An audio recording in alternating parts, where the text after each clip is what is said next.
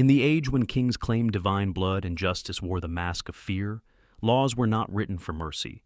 They were carved in iron. The medieval world believed order was sacred and cruelty was necessary. Yet among these decrees of old, there exist laws so absurd, so darkly poetic, they sound more like myth than truth.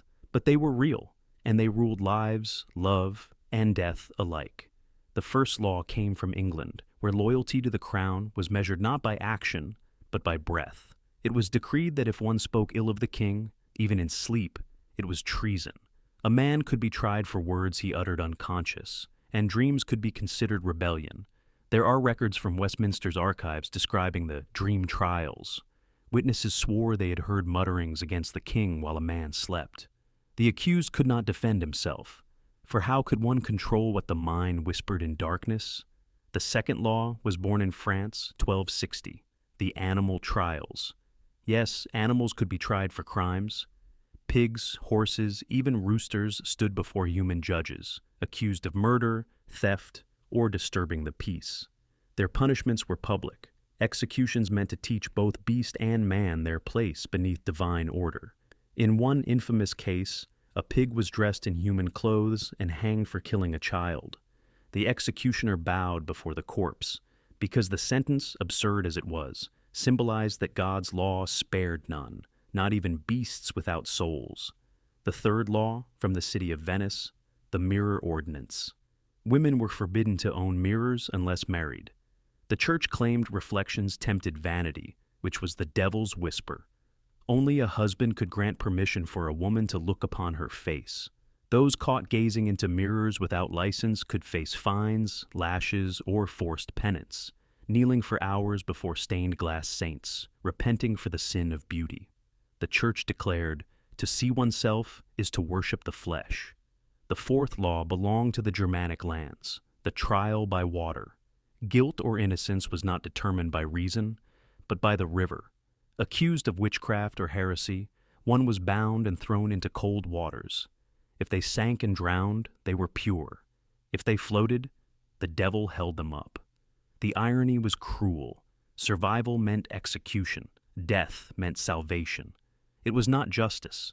It was spectacle, wrapped in prayer. Some whispered that even the priests could not tell where faith ended and fear began. The fifth law emerged in 14th century Scotland, the cursed bread of oaths. To settle disputes, two men would bake a loaf together, invoking God's name.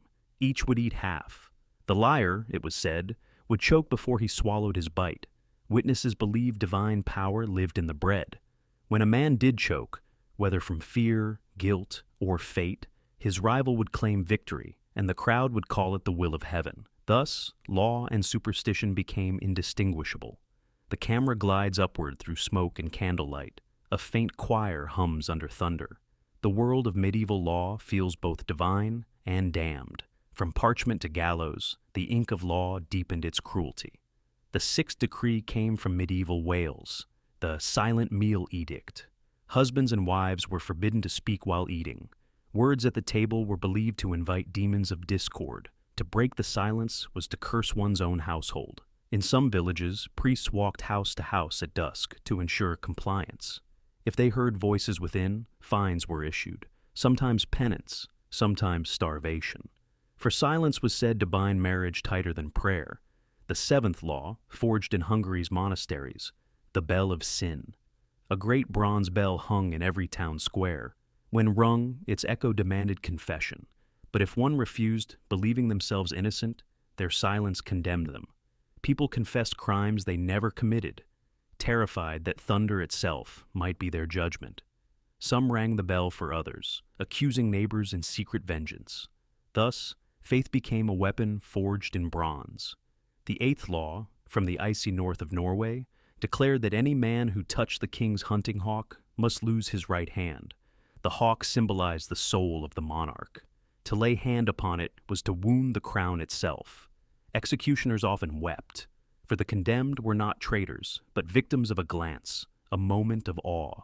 The bird would cry as the blade fell. Some said its scream followed them into sleep. The ninth decree whispered from the Italian city-states, the law of the lost candle. In some towns, lighting a candle after midnight was treason. Darkness belonged to God. Light, after curfew, to the devil.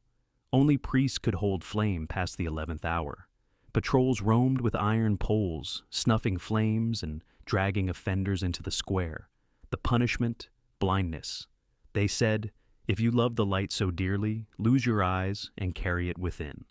And finally, the 10th law. From the heart of England, the law of the living ghost. If a person was declared dead by the crown, yet later found alive, they remain legally dead forever. Their name erased, their property seized, their existence forbidden. There was once a knight who returned from crusade to find his wife remarried and his grave freshly tended. The law declared him a spirit. He lived the rest of his days outside the walls, 10 laws, each written with faith, fear, or madness. To the medieval mind, justice was divine theater, suffering, the script. They believed obedience carved order into chaos. Yet the deeper they wrote, the darker the ink became. Centuries have passed, yet the echo of those decrees still trembles beneath modern law. We tell ourselves we are free, but history reminds us every age builds its own invisible cage. The first of these forgotten decrees, the trial by ordeal.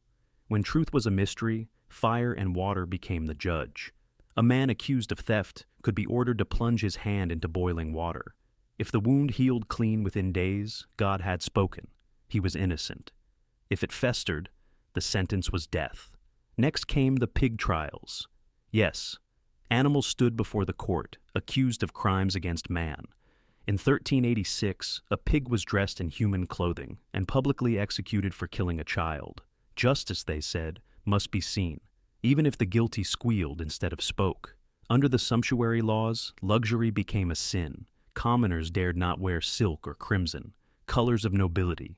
If a farmer's wife wore gold thread, her garments could be burned in the street while she watched, her dignity stripped by decree. But the most grotesque were the laws of the bakers. To sell bread lighter than promised was not a mere fine. It was shame and public ruin. Bakers accused of deceit were tied to carts and dragged through the mud. Their false loaves hung around their necks. They called it the assize of bread and ale. In some kingdoms, even the dead faced justice. If a man was found guilty after death, his corpse could be exhumed, paraded through the streets in chains, his property seized by the crown. They called it the cadaver synod. The body of a pope once sat trial, his decayed lips forced open to answer the living.